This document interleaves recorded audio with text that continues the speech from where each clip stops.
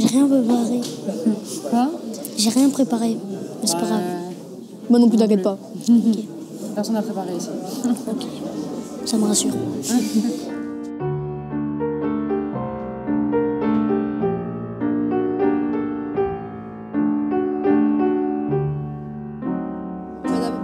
D'abord, bonjour à tous. Merci d'être venus. Merci. Est-ce que vous pourriez vous présenter un à un? Je m'appelle Liam Afré et je suis le rôle principal de Tata. Eliana Orser, réalisatrice et scénariste du film Tata. Louis Legout, président de l'association qui a soutenu le projet. Sophia Jiménez-Flores. Et moi, j'étais directrice des productions et casting sur Tata.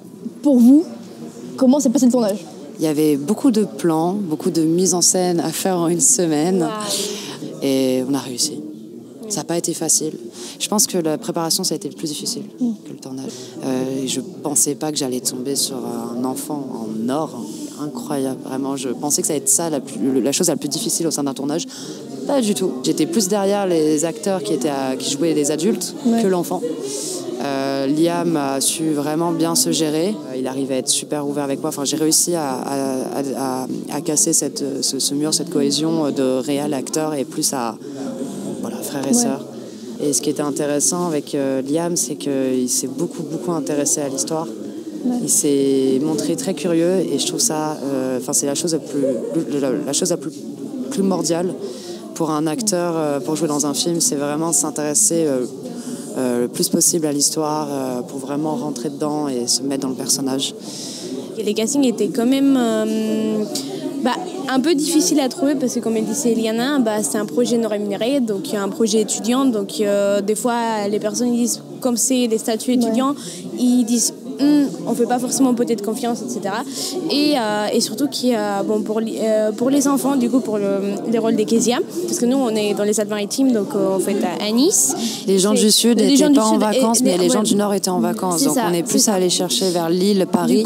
Oui, et du coup on a commencé à chercher à Lille, donc moi j'ai commencé à regarder les agences et en fait j'ai commencé à stalker des gens sur Instagram en fait. Et on a rencontré Liam et on avait rencontré d'autres garçons et tout, mais Liam on a eu un coup de cœur. Un coup de cœur. Une semaine avant les tournages, on n'avait toujours pas Tata. Une semaine avant les tournages. Et du coup 5 jours avant les 5 jours avant les tournages. En vrai je pense que le casting le plus difficile à trouver c'était pour le rôle Tata. Drag queen. Il ne faut pas juste trouver la personne, il faut aussi s'intéresser à ce milieu-là avant de trouver la personne pour vraiment se rapprocher le plus possible. Et c'est comme ça qu'on a créé des liens avec Sophia. On est allé à des shows de drag queen, on est allé rencontrer dans les loges des drag queens, on a parlé avec eux et c'était une super expérience. On a su plus de choses qui du coup, même moi, en sachant des nouvelles choses que je ne savais pas, j'ai aussi remodifié dans mon scénario. Et puis voilà, on est tombé sur Aurélien qui du coup est costumier dans des films, sur les tournages. Et on a fait le casting en visio. On l'a jamais vu en vrai. Et en vision, on a fait 2-3 vidéos, mais il y en a une... Enfin, on était à une semaine. Donc, de tous, c'était lui qui m'avait plu. Et je priais que ce qu'il avait fait sur la vidéo, ça rendait pareil. Et on a eu des échanges. Et c'est là où c'est le plus intéressant, c'est quand un acteur...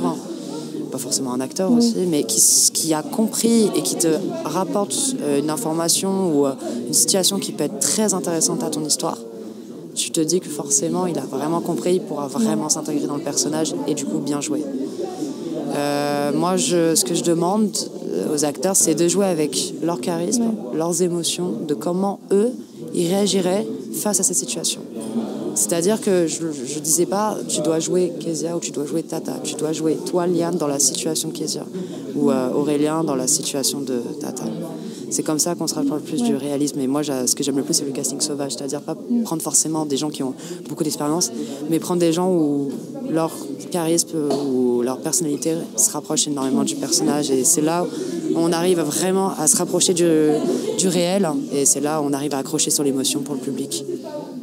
Est-ce que l'émotion que tu transmettais à l'écran t'a satisfait en tant que réalisatrice? Ça ressemblait pas exactement à ce que je voulais. Parce qu'il y en a certains, ils m'ont proposé d'autres émotions où je trouvais aussi très intéressant, même plus intéressant que ce que j'avais pensé de base. C'est ça qui est bien dans la réalisation, c'est que quand on écrit le scénario, il faut toujours penser à que ça va jamais ressembler exactement à ce que tu veux. En fait, tu auras 3 étapes d'écriture. le scénario, le tournage et la post-prod. Et c'est vraiment 3 façades, 3 réalisations complètement différentes où à chaque fois ça va transformer. Parce que même dans le montage, on peut tout transformer, on peut tout refaire l'histoire. Comme dans le tournage, on peut d'un coup avoir une improvisation incroyable et se dire ça peut être intéressant. Et le scénario, le début de l'écriture. Donc ça n'a pas ressemblé exactement, mais ça a apporté quand même le sujet qu'on voulait de base. C'est-à-dire qu'on se mette à la place de l'enfant, du point de vue de l'enfant, face à une situation assez compliquée et actuelle en ce moment. Tant que le sujet principal était là et que les gens ont compris, c'est ça qui est le plus important du coup. Oui, je suis très content, je suis très satisfait. En tout cas pour Liam, pour Kezia, c'est exactement ce que je voulais. Tata, ça a énormément changé. On avait diverses... Il y a eu beaucoup de changements sur Tata. Beaucoup de changements sur Tata parce que voilà, comme j'avais dit avant, le casting était difficile. Ouais. Mais on a quand même réussi à apporter quelque chose de très intéressant que l'acteur Aurélien nous a apporté. Et pour Sarah aussi, qui vraiment, elle, sa voix, son ton, en fait, on n'a même pas fait de casting, elle n'a même pas révisé son texte, juste la façon de comment elle m'a parlé, comment elle s'est présentée, c'est comme ça que j'imaginais Sarah dans Tata. Ce côté de jeune mère, un peu sang chaud, qui est tête de mule, quoi, un peu. Toi, Liam, tu penses quoi du sujet du film ? Je trouve que le sujet est intéressant. Peut être dur à comprendre, mais est intéressant quand même. Déjà, toute personne qui regarde le film peut avoir son point de vue. Du coup, moi, je me mets spécialement à la place de Kezia, car je l'ai été, entre guillemets. C'est vrai que c'est un truc actuel qui peut toucher beaucoup de gens, en particulier Drag Queen. Elle s'est fait agresser. Bon, après, ça reste du make-up. Oui. J'espère bien. Non, on a pris une machine. Et les autres, le sujet, vous les connaissiez déjà avant ou pas du tout ? Et Liana et moi, en fait, on avait déjà travaillé en première année ensemble. Donc, pareil, j'étais laissée à dire des prods et c'était la réal. Et on s'est dit, pourquoi pas se mettre ensemble. Et il avait un peu parlé du sujet. Après, les scénarios, il a évolué petit à petit, etc. Et dès septembre jusqu'à décembre officiellement, parce qu'en décembre, c'est là où on a rendu les dossiers de production avec les scénarios. Et parmi les 20 scénarios, il y en a 4 qui ont été choisis. Du coup, en fait, avant ça, on avait quand même fait des recherches parce qu'on voulait que les films soient pris. Oui. Du coup, on avait fait des repérages. C'est ça qu'on avait mis en dossier, des repérages. On avait mis un peu décidé des castings aussi. Des personnages comme on les voulait, etc. Et du coup, c'est grâce à ça qu'on a commencé le projet. Voilà. Vous avez vraiment essayé de faire un truc pro, quoi. C'est ça, oui, on avait fait notre premier dossier de production et tout. Et du coup, au final, il a été choisi. Non, c'est un sujet qui est actuel, qui est peu évoqué, je pense, en tout. Je pense que c'est peu évoqué et c'est assez bien de ne pas avoir eu peur de porter ce projet parce que ça n'a pas été facile. Moi, je parle d'un point de vue de prod. On va dire que pour les financements, c'était assez délicat de présenter le projet. On a eu quand même, la plupart du temps, ça a été refusé à cause du sujet. Et les financeurs ne se cachaient pas de nous dire que c'était à cause du sujet, qui ne rentrait pas dans leur ligne éditoriale ou tout du moins qu'ils avaient peur d'être affiliés à ça. Qui ne voulaient pas prendre de risque de s'affilier à ça auprès de leur image. C'est quand même assez grave de se dire qu'en 2024, on était en 2023, mais en 2024, qu'on ait encore ce type de, pas de mentalité, mais de façon de faire, en sachant qu'on est étudiant, que voilà, bon. Mais par exemple, une banque a refusé, alors que, certes, ils nous auraient donné un petit peu... Voilà. Ils nous auraient donné entre 500 et 1000 euros, quelque chose comme ça. Mais ils ont refusé par peur de se lier, d'avoir leur image, de lier avec ce projet. Et ils me l'ont clairement fait comprendre que c'était pour ça. Donc, bon, c'est un peu dommage que certaines personnes aient encore peur de s'aventurer là-dedans, alors que je considère quand même que c'est plutôt démocratisé. C'est de plus en plus démocratisé. Ça raconte des points de vue qui sont actuellement, qui existent et qui sont encore là actuellement. Et des gens dans la salle peuvent se retrouver, chacun d'entre eux, quoi. J'ai eu beaucoup de gens qui étaient vraiment plus de l'avis de Sarah, de protéger leur fils, de l'avis de Tata, c'est-à-dire laisser libre à l'imagination d'un enfant. de l'épicier, de se dire que c'est pas normal. Ouais. J'en ai eu en temps de jeu aussi. Et de Kezia qui du coup veut juste innocent et curieux, veut juste s'amuser.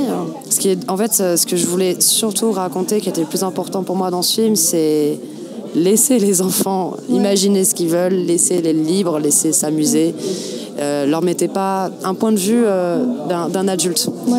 Parce qu'un adulte verra vraiment toutes ces choses d'une autre manière. Parce que sa maturité, sa mentalité, sa réflexion est complètement différente d'un enfant qui, lui, un enfant s'amuse juste à tout toucher, à être curieux.